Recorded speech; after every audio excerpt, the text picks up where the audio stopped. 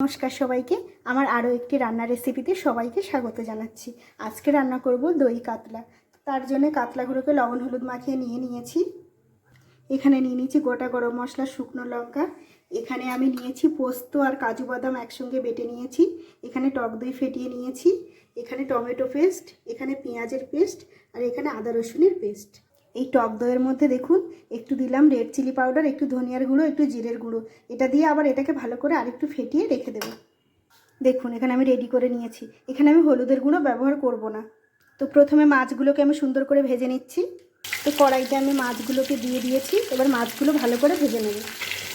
এদিকে কড়াইতে তেলটা দিয়ে নিয়েছি। তেল গরম হয়ে গেছে। ফোড়নে দিচ্ছি শুকনো লঙ্কা আর গোটা গরম মশলা। দিয়ে দিলাম গোটা গরম মশলা আর শুকনো লঙ্কা। এবারে দিয়ে দেবো পেঁয়াজ বাটা। দিয়ে দিলাম পেঁয়াজ বাটা। পেঁয়াজ বাটা দিয়ে কিছুক্ষণ কষিয়ে নেব।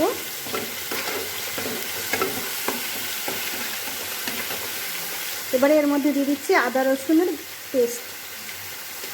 কাঁচা গন্ধ চলে যাওয়া অবধি কষিয়ে নেব। ওকে উল্টে দিয়েছি। দেখুন মশলা থেকে তেল ছাড়তে শুরু করেছে। এবার আমি এখানে দিয়ে দেবো টমেটোর পেস্ট। দিয়ে দিচ্ছি টমেটোর পেস্ট। টমেটোটা কাঁচা গন্ধ চলে যাওয়া অবধি আবারও কষিয়ে নেব। টমেটোটা থেকে তেল ছেড়ে দিয়েছে। এবারে আমি এখানে দিয়ে দেবো কাজু আর পোস্তর পেস্টটা। এবার এটাও বেশ কিছুক্ষণ ভালো করে কষিয়ে নেব, যতক্ষণ না তেল ছাড়ছে। এগুলো ভালোভাবে কষিয়ে নিচ্ছি। আরও কিছুক্ষণ কষাবো। এই মশলাটা থেকেও তেল ছেড়ে দিয়েছে। এবারে আমি এখানে দিয়ে টক দই, লঙ্কা, জিরের গুঁড়ো আর ধনিয়ার গুঁড়োর যে পেস্টটা করে রেখেছিলাম এটা দিয়ে দেবো। দিয়ে আরও 5-7 মিনিট ভালো করে কষিয়ে নেব। টক দইটা দেওয়ার সময় অবশ্যই আঁচটাকে কমিয়ে নিতে হবে, নইলে টক দইটা ফেটে যাওয়ার সম্ভাবনা থাকে। এখন আমি এর মধ্যে দিয়ে দেবো স্বাদ মতো লবণ আর দিয়ে দেবো স্বাদ মতো চিনি।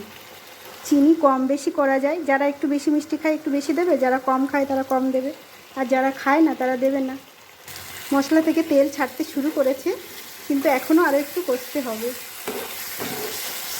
মশলা থেকে তেল ছাড়বে, আর যখন কড়াই থেকে এইভাবে মশলাটা সরে আসবে, লেগে যাবে না, তখন মনে করবেন মশলাটা কষানো সম্পূর্ণ হয়ে গেছে। এই দেখুন। এবারে এখানে আমি পরিমাণ মতো জল অ্যাড করব।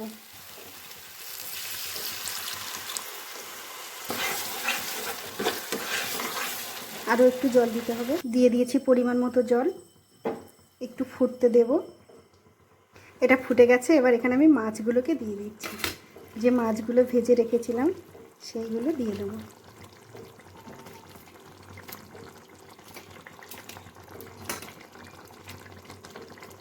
দই কাতলার মাছ এত কড়া করে ভাজে না, কিন্তু আমাদের বাড়িতে মাছ যদি নরম থাকে কেউ খাবেই না। তাই জন্য আমাকে এতটা করে মাছগুলো ভাজতে হয়। দেখুন আমার দই কাতলা একদম রেডি হয়ে গেছে। একদম রেডি হয়ে গেছে দই কাতলা। এবারে এখানে একটু গরম মশলা আর এই সামান্য একটু ঘি দিয়ে নামিয়ে নেব। তারপরে পরিবেশন করে দেখাচ্ছি। দেখুন একটা ক্রিমি টেক্সচার এসছে।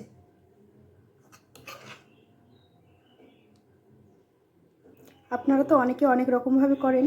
বাড়িতে এইরকমভাবে একবার বানিয়ে খেয়ে দেখবেন, নিশ্চয়ই ভালো লাগবে। প্রত্যেকে রান্নার পদ্ধতি আলাদা, প্রত্যেকে আলাদা আলাদাভাবে রান্না করে।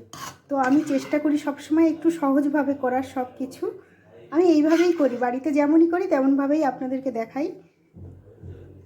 তো আজকের মতো টাটা। ভালো লাগলে একটু লাইক, কমেন্ট, শেয়ার করে দেবেন। আর ধন্যবাদ সবাইকে। দেখা হচ্ছে অন্য একটি রান্নার ভিডিওতে।